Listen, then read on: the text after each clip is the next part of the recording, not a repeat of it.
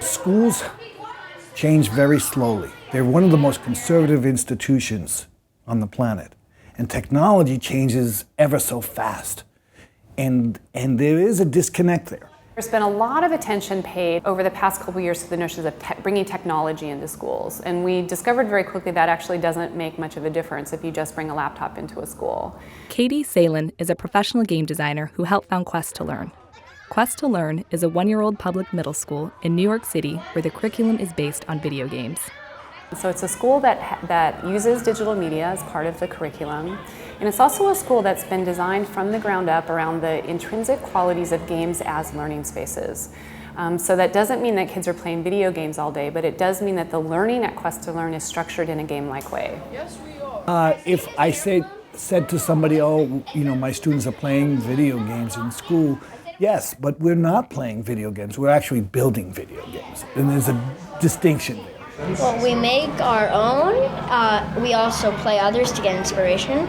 And we also kind of try to modify, or as we call it, mod other games. We are building our own world. But we're doing it in teams. So kids are assuming roles. Who's the set designer? Who's the writer? Who's the director? Who's the costume designer? Who's the script writer? So all of those roles that these kids assume force them to work collaboratively. So it allows us to sort of take knowledge from one domain and express it in another, which is the definition of higher order thinking. We say that a game is a system, and systems are made of parts, and those parts are related to each other. Rules-based goals. Rules-based goals. Components, core mechanics. Components, core mechanics. When we look at fractions, we look at fractions as a system that has components, the numerator, the denominator. How do those components relate? What happens when you change one? So systems thinking is really our curriculum, which is based on New York State standards, and it's a very deep and rich way of looking at the world. Well, it's really studying is systems thinking and stuff, so if you're ever going to build any sort of system, you would know how and you would know why it works, and if you would observe anything, you would know why it works. I knew that there was going to be game-like learning and that we would learn game design. And there would be a lot of media involved, and I really like those kind of things, so I was really excited to hear that, and I right away said I'm going here, and I'm having a great time and learning a lot of stuff, only in a funner way. To me, one of the fascinating things is that he is, totally engaged and doesn't want to miss time from school, and Right.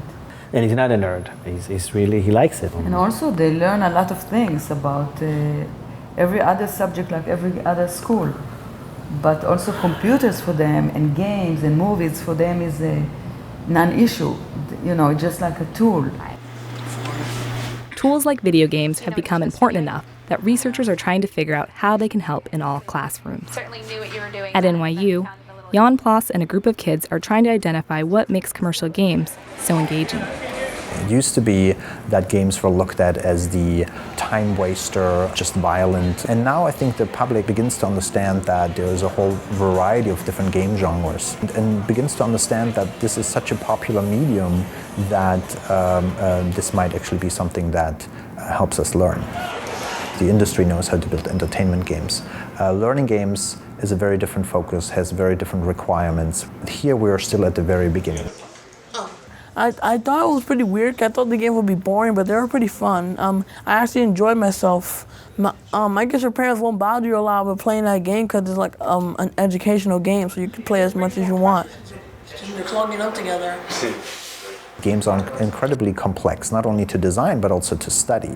And in order to produce the kind of data that would convince policymakers to allow us to use those games on a massive scale in school settings, much more research needs to be conducted to provide that data, and much more funding is required. It would be awesome to play video games at school. Right now, I would be so happy. I would be so happy I would cry.